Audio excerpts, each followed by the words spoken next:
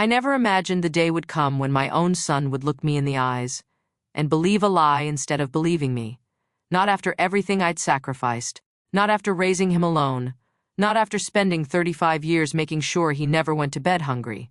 But one accusation, one terrible lie from his wife, was enough to erase a lifetime of trust. At least, that's what they thought. Because neither of them knew that the truth had already been recorded. My name is Margaret Wilson. I'm 65 years old. After my husband died 22 years ago, I raised my son, Daniel, by myself. I worked double shifts, skipped vacations, sold my wedding jewelry to pay his college tuition. Every difficult choice I made had one purpose: to give him the life his father and I had dreamed about. And for a long time, I believed I'd succeeded. Daniel became an accountant, bought a beautiful house, married a woman named Rebecca. At first, she seemed wonderful. She brought flowers when she visited, called me Mom, told everyone she was lucky to join our family. I wanted to believe every word. Looking back, I think she was simply waiting for the right moment. After my retirement, Daniel insisted I move into their home. "You shouldn't live alone anymore," he said. "We'll take care of you." It sounded like love. Maybe it even started that way, but little by little, everything changed. Rebecca criticized everything I did, the way I cooked, the way I folded laundry, even the way I laughed. She'd smile in front of Daniel, then become someone completely different the moment he left for work. "You should stay in your room. Don't touch anything. This isn't your house." I stayed quiet. I kept telling myself, she's young, she'll come around. Then one afternoon, Rebecca invited several friends over for lunch. I helped prepare the table, served drinks, cleaned the kitchen. When everyone left, she suddenly screamed, "My bracelet! It's gone!" She searched every room dramatically, pulled open drawers, looked under cushions. Then she slowly turned toward me. Her eyes narrowed. "Margaret, were you the last person in the living room?" I stared at her. "What are you talking about? My diamond bracelet. It's missing." "I've never touched your jewelry." She crossed her arms. "Then where is it?" Daniel came home 30 minutes later. Rebecca was crying, real tears, or at least, they looked real. The moment he walked through the door, she threw herself into his arms. "It's gone." "My grandmother's bracelet." Daniel looked at me. "Mom, do you know anything about this?" I couldn't believe what I was hearing. "No, I don't." Rebecca wiped away fake tears. "I didn't want to say this, but your mother was the only one alone in the living room." I felt my chest tighten. "That's not true. You went upstairs for nearly 20 minutes. I was cleaning the kitchen." She shook her head. "No, I remember exactly where everyone was." The confidence in her voice was terrifying, because she had already rehearsed the lie. Daniel searched my bedroom. I stood there in complete disbelief. He opened drawers, looked inside my suitcase, checked every shelf. Then, he froze. Inside one of my sweater drawers was Rebecca's bracelet. My heart stopped. I had never seen it before. Daniel slowly picked it up. The disappointment on his face hurt more than any words ever could. "Mom, how could you?" I could barely breathe. "I didn't. I swear. I've never seen that bracelet." Rebecca began crying even harder. I didn't want to believe it either. "But the evidence is right there." Evidence. The one thing dishonest people love, when they've planted it themselves. Daniel looked away. "I think it would be better if you left." The words hit harder than a slap. "You want me to leave? For now. Until everyone calms down." I looked at my son, the little boy I'd carried through fevers, the young man I'd believed would always protect me. He couldn't even look me in the eyes. I packed one suitcase, no shouting, no begging, just silence. As I reached the front door, Rebecca whispered quietly enough that only I could hear, "It worked." Then she smiled. A cold, victorious smile. I walked outside with tears running down my face, but before the taxi pulled away, my phone vibrated. It was a message from my next-door neighbor. "Margaret, I think you need to hear something. My security camera recorded more than you realize." I stared at the screen. For the first time that day, I felt something stronger than heartbreak. I didn't cry during the taxi ride. Not because I wasn't heartbroken, because the first was numb. When the driver asked where I wanted to go, I realized I had no answer. The house I'd lived in for the past 3 years was no longer mine. The son I'd trusted had chosen someone else's story over my truth. For the first time in my life, I felt completely alone. Then my phone vibrated again. It was another message from my neighbor, Mrs. Helen Carter. "Please come to my house before you go anywhere else. I think I have something you need to see." My heart began beating faster. I asked the driver to change direction. 10 minutes later, I was standing on Helen's front porch. She opened the door before I could even knock. Her face was filled with concern. "Margaret, I'm so sorry." I hugged her tightly. For the first time that day, I finally cried. A few minutes later, we sat together in her living room. Helen placed her laptop on the coffee table. "I wasn't trying to spy on anyone. My security cameras automatically record the driveway and part of your son's front porch." She clicked on a video file. "The police asked me once to keep my cameras facing the street after a break-in last year."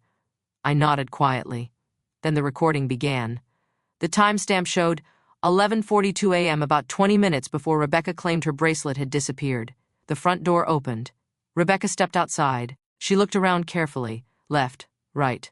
The street was empty. Then she reached into her purse. My heart stopped. In her hand was the missing bracelet. I stared at the screen in disbelief. "No." Helen paused the video. "I'm afraid there's more." She pressed play again. Rebecca quietly walked back inside the house. Only 90 seconds later, she came back outside. This time, she was smiling. She pulled out her phone and made a call. The camera didn't capture every word, but the microphone picked up enough. Helen turned the volume higher. Rebecca laughed softly. "It's done." A man's voice answered from the phone. "Are you sure she'll believe it?" Rebecca smiled. "Daniel always believes me." My chest tightened. She continued. "By tonight. His mother will be gone." The room fell completely silent. Even Helen looked shocked. "I've watched that clip 3 times. I still can't believe someone would do this." Neither could I. Not because Rebecca lied, because she already knew exactly how my son would react. She never feared he'd ask questions. She never feared he'd defend me. She knew, without a doubt, that he'd choose her. Helen opened another recording. This one is from 20 minutes later. The video showed Rebecca entering the bedroom hallway. She looked over both shoulders before opening my bedroom door. Seconds later, she walked out. Her hands were empty, but she looked strangely satisfied. Exactly 2 minutes later, Daniel arrived home. Everything that happened after that, I'd already lived through. The accusations, the search, the bracelet, the disbelief. Only now, I knew how it had happened. I wiped away my tears. I knew I didn't take it. Helen gently squeezed my hand. "I never doubted you." Then she reached into a drawer beside the television. "I copied the recordings onto this flash drive." She handed it to me. "Keep it somewhere safe." I held it tightly. It wasn't just a memory stick, it was my voice, the one nobody had listened to. That evening, I checked into a small extended-stay hotel. It wasn't luxurious, but it was peaceful. For the first time in years, no one criticized the way I folded a blanket. No one told me to stay out of the kitchen. No one made me feel unwelcome. Sometimes, peace is worth more than comfort. The following morning, my phone rang. Daniel. For a moment, I almost answered. Then I remembered the look on his face when he'd found the bracelet. Not confusion, not concern, certainty. He had already judged me. I let the call go to voicemail. A minute later, another call. Then another. Finally, a text message appeared. "Mom, please call me." No apology, no explanation, just please call me. An hour later, Helen called. "Margaret, you should turn on the local news." "Why?" "I think your daughter-in-law is about to have a very bad day." I grabbed the remote. The television flickered to life. The news wasn't about Rebecca. It was about a charity gala she'd attended the night before.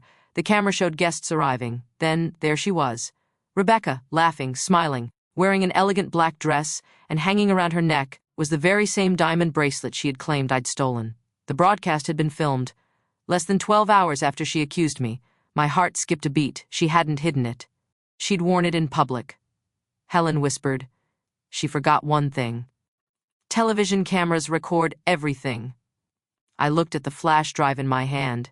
Then at the television screen, 2 different recordings, one from a neighbor, one from a public event, both telling the exact same story. The truth no longer belonged only to me. Now, it had witnesses. At that exact moment, my phone rang again. This time, it wasn't Daniel. It was his name flashing from someone else's phone. When I answered, all I heard was my son's trembling voice. "Mom!" I made a terrible mistake. My hands trembled as I held the phone. For several seconds, neither Daniel nor I spoke. Finally, he whispered, "Mom." I made a terrible mistake. I closed my eyes. Those were the words I'd waited to hear. Not because they erased the pain, but because they meant the truth had finally found him. "What happened?" I asked quietly, his voice cracked. "I saw the recording." It turned out Helen hadn't only given me the footage.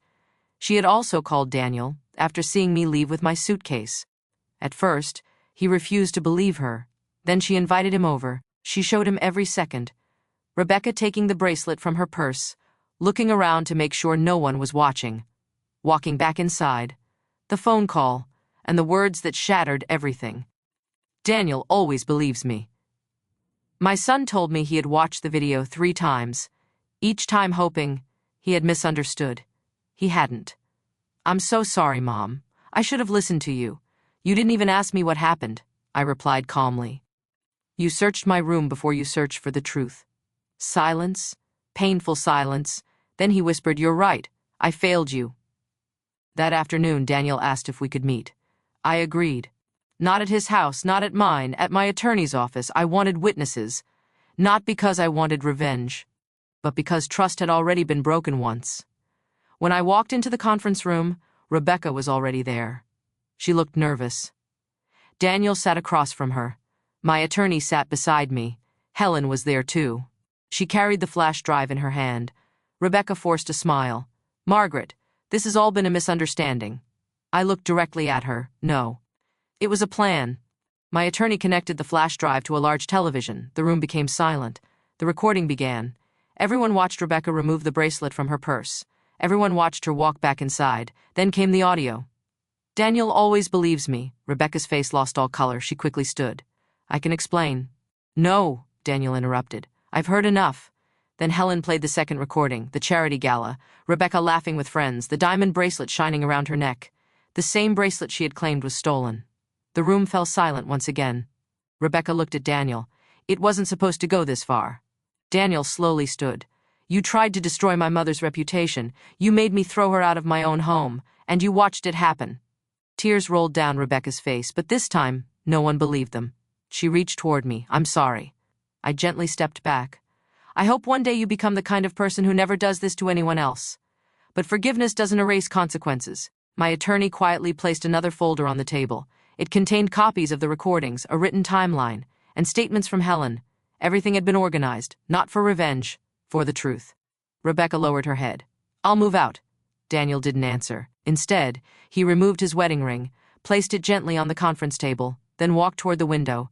"I married someone I thought I could trust. I almost lost my mother because of it." No one spoke. Some betrayals leave no words behind. A week later, Daniel came to the small apartment I had rented. He wasn't carrying flowers. He wasn't carrying gifts. He was carrying my old family photo albums. "I found these in the attic. I should have protected these, just like I should have protected you."